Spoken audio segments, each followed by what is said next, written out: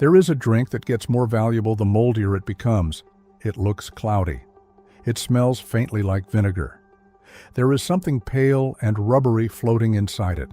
And the global kombucha market is estimated to reach approximately $3.09 billion in 2025.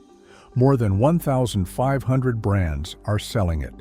A single bottle goes for $4 to $5 at health stores in New York, London, Tokyo.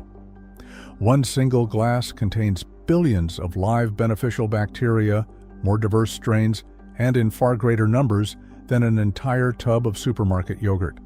People who drink it regularly talk about what it does for their energy. But the part nobody mentions, though, one of the easiest things you can make at home, requires just 4 basic ingredients and costs about the same as a cup of tea. Stay with us to the end to find out what this drink actually does inside your body and how to make your first batch at home this week. And if you find this kind of thing useful, subscribe us. This is the story of kombucha. 220 BC China, the Qin dynasty producing something considerably more humble. A jar of fermented tea that the people drinking it called, in the language of the time, the tea of immortality. From China, it traveled to Japan, a Korean physician named Kombu, who brought a culture to the Japanese emperor Inkyo around 414 AD to treat his digestive ailments. A Russian scientific report from 1950s documented its widespread use across Soviet territories, particularly in regions where cancer rates were observed to be unusually low.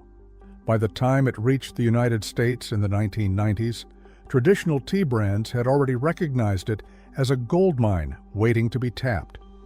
Today, there are hundreds of kombucha brands on the market, often priced far higher than regular tea because of the almost miraculous benefits it promises. For some consumers, even that premium price doesn't seem like enough to measure its perceived value. But the real issue isn't the tea itself. It's the strange, mold-like mass floating inside it, the fungal culture at the heart of kombucha. So, what exactly is it? It is called a Scoby, a living civilization compressed into the size of a dinner plate. Inside that disk, hundreds of species of bacteria and yeast live in a relationship of complete mutual dependence, each producing what the other needs to survive. The yeast breaks down sugar and produces ethanol and carbon dioxide. The bacteria consume the ethanol and produce acetic acid, gluconic acid, and a cascade of other compounds. The result of that biological negotiation, carried out over 7 to 14 days in sweet tea at room temperature, is a liquid that is chemically more complex than almost anything else a person is likely to consume on a Tuesday morning. A cup of green tea contains roughly 15 to 30 distinct antioxidant compounds. A glass of red wine, long celebrated for its polyphenol content, contains somewhere between 200 and 300. A fully fermented glass of kombucha contains 127 distinct phenolic compounds after just 10 days of fermentation. As fermentation continues, the concentration keeps rising. About 70% of these compounds are flavonoids, and around 18% are phenolic acids, both known for helping reduce oxidative stress and support overall cellular health. Scoby may look like something from another planet, but it is actually a living culture that you can care for over decades and even pass on to others. Yet within that hidden world of bacteria lies the potential to change your life in ways you would never expect. Think about what people usually turn to for gut health. A standard commercial yogurt contains 2 to 5 bacterial strains.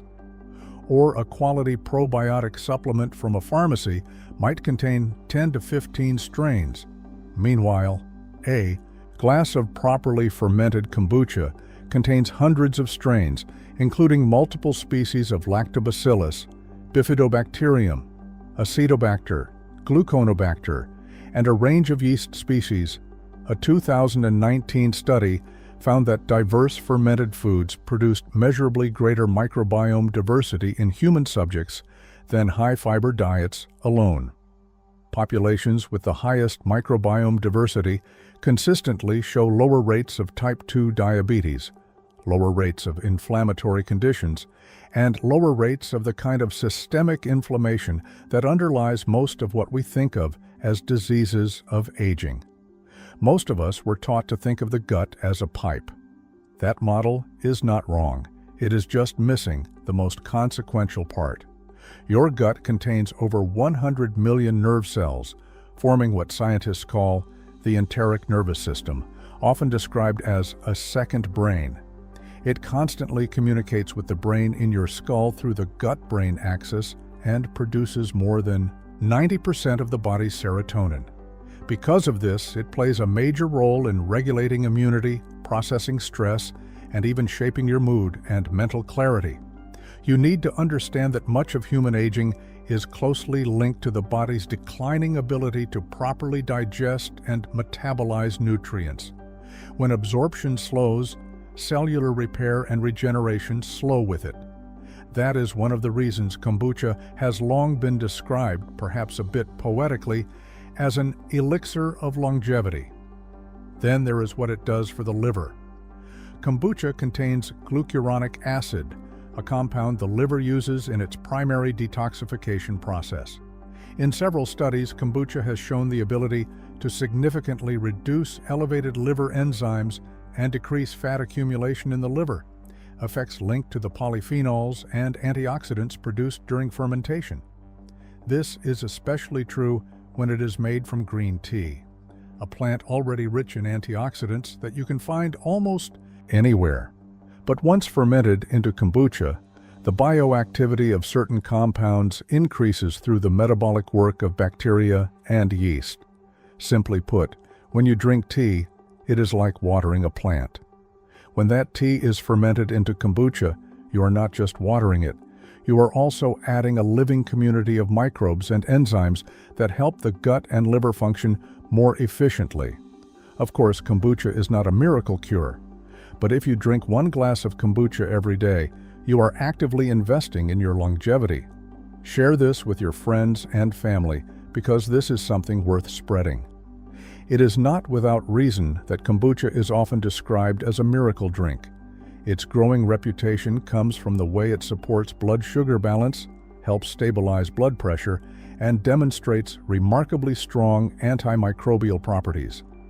Beyond metabolic health, the acetic acid produced during fermentation has been shown in laboratory settings to inhibit harmful bacteria, such as E. coli and Salmonella, while leaving beneficial strains intact.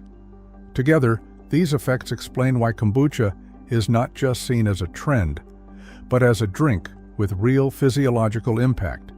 Despite its popularity and impressive health benefits, you might be surprised to learn that kombucha was once banned and dismissed in the past. In 2010, Whole Foods pulled every bottle of kombucha from every shelf across the United States in a single overnight operation.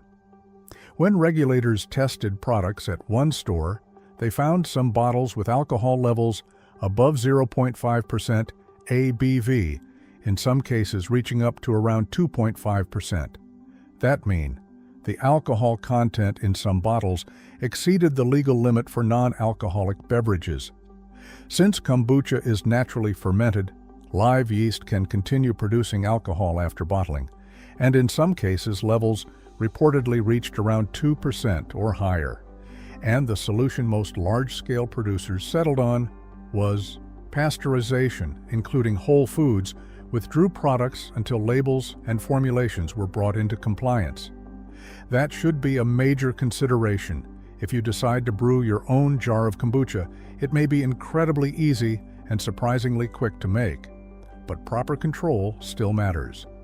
If you drink 1 bottle a day, buying it at a store typically costs around $4 per bottle, while brewing it at home can bring the cost down to roughly $0.12 to $0.50 per bottle, depending on your ingredients and batch size. Why is commercial kombucha so expensive?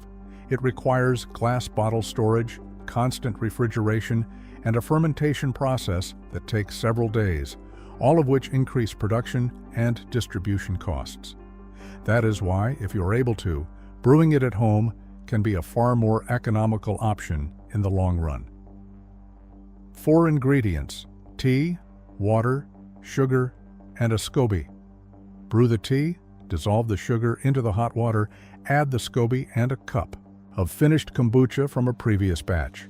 Cover with breathable cloth, leave at room temperature, away from direct sunlight, for 7 to 14 days. But where a Scoby even comes from, you can grow one yourself or buy a starter culture once and keep it going indefinitely.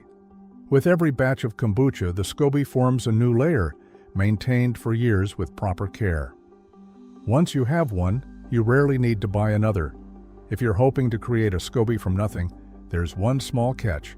You will still need a small amount of raw, unpasteurized kombucha to act as the starter culture, because tea and sugar alone cannot generate the necessary bacteria and yeast on their own. Just remember, do not try to create a Scoby without using raw kombucha as a starter, because attempting wild fermentation without a controlled culture significantly increases the risk of contamination and unwanted bacteria. Simply brew sweetened tea, let it cool completely, pour it into a clean glass. Jar, add the raw kombucha, cover the jar with a breathable cloth and leave it at room temperature, and within 1 to 3 weeks, a thin layer will begin forming on the surface, gradually thickening into a new Scoby. It's okay if you're not a fan of black or green tea. You can ferment it with almost oolong, hibiscus, ginger infusions, even coffee or coconut water, each creating a different microbial profile and flavor structure. You can also mix it with a wide variety of fruits, turning it into a naturally fizzy fruit tea in almost any flavor you like. Better with start at 150 to 200 milliliters a day, taken with a meal rather than on an empty stomach, so your gut can adjust gradually without being overwhelmed. In fact, this drink isn't suitable for everyone. Let's see if you fall into any of these groups. Because fermentation naturally produces a small amount of alcohol, pregnant women should consider avoiding it. Those with active stomach ulcers may find the acidity irritating, and anyone taking immunosuppressant medication should speak with a doctor first. The craziest part, something almost no one ever tells you, is that Scoby can literally be used like fabric to make clothing and fashion pieces.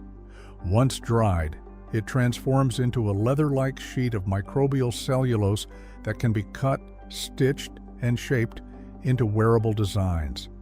There have even been experimental projects where designers created jackets, accessories, and sculptural garments entirely from Scoby layers, proving that what begins as fermented tea can evolve into biodegradable fashion.